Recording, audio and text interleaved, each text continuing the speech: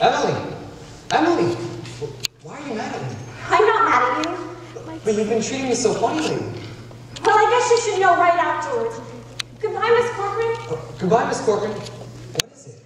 It's just, I don't like the whole change that's come over you in the last year. A change? What do you mean? Well, up to a year ago, I used to like you a whole lot.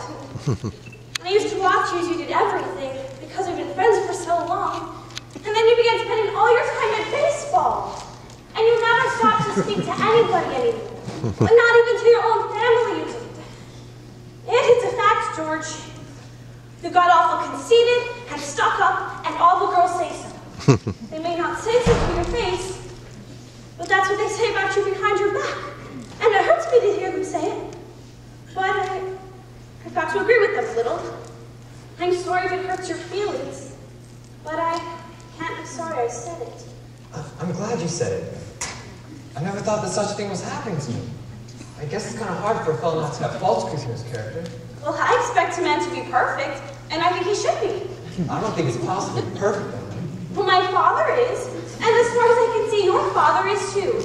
Well, so there's no reason on earth why you shouldn't be. Well, I feel it's the other way around. That men aren't naturally good, but girls are. Well, you should know now, George, that I'm not perfect. It's not as easy for a girl to be as perfect as a man, because we girls are more nervous. Oh, I'm sorry I said all that about you.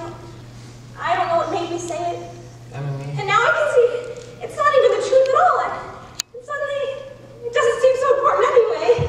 Emily, would you like an ice cream soda or something before you go home? Thank you, I would. Oh, good afternoon, Mrs. Slocum. Hey, Stu.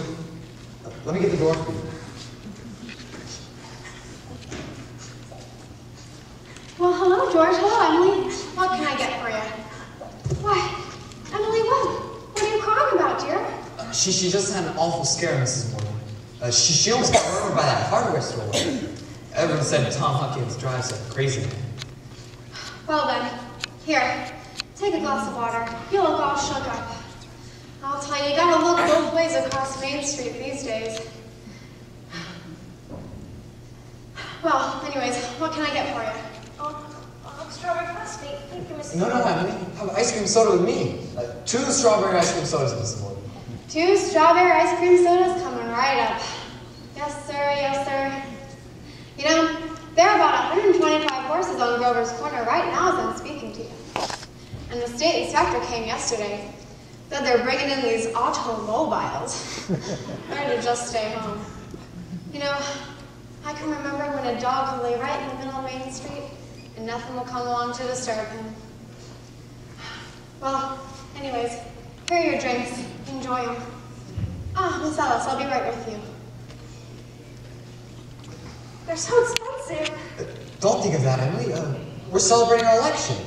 And you know what else I'm celebrating? Okay. I'm celebrating that I've got a friend who will tell me all the things that ought to be told to me. George, please don't think of that. I don't know why I said it. It's not true. No, Emily, you stick to it. I'm glad you spoke to me. But you'll see, I'll change. You bet I'll change. And Emily, I want to ask you a favor. If I go away to state agriculture college in a year, will you write me a letter once in a while? I certainly will, George. I certainly will.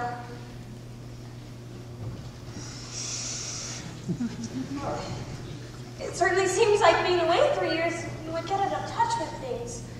Well, maybe letters from Grover's Corners, they wouldn't be so interesting after a while. It's not a very important place when you think of all New Hampshire, but I think it's a very nice town. The day won't come when I would want to know everything that's happening here. I know that's true. Well, I'll try to make my letters interesting. You know, Emily, whenever I meet a farmer, I ask him if he thinks it's important to go to school and be a good farmer. Why, George. Yeah, and some even say it's a waste of time. I mean, you can get all those things out of the pamphlets that the government hands out. And Uncle Luke's getting all these about ready for me to take over the farm. Tomorrow, if I could. Yeah, and like you say, being gone all the time, meeting other people in other places, gosh, if anything like that can happen, I don't want to go away. Guess the new people aren't any better than the old ones. But they almost never are. Emily, I feel that you're as good a friend as I've got. I don't need to go and meet other people in other towns. But George, maybe it's important for you to go and learn all that about cattle judging and soils. But of course, well, I don't know. Emily, I want to make up my mind right now. I won't go. I'll tell Pa about it tonight. Well, I don't see why you have to decide right now. It is a whole year away. Emily, I'm glad you spoke to me about that fault in my character. What you said was right, but there was one thing that was wrong in it. And that's when you said that for a whole year I wasn't noticing anyone. Why, you, for instance. You said you were watching me as I did everything. Well, I was doing the same thing about you the whole time. Why, sure. Thought of you as one of the chief people I thought about. I always made sure where you were in the bleachers and who you were sitting with. For 3 whole days now I've been trying to walk you home.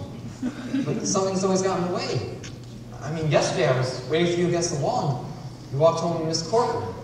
I adore it. Life's awful funny. How could I have known that? I thought... Listen, Emily, I'm going to tell you why I'm not going to college. I think that once you find a person that you're really fond of, I mean a person who's fond of you too, likes you enough to be interested in your character, well, I think that's just as important as school. Even more so. That's what I think. I think it's awfully important too. Emily? Yes, George?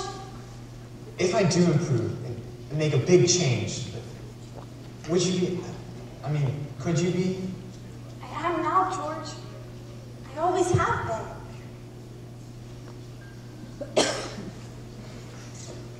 Well, I guess there's been an important talk we've been having.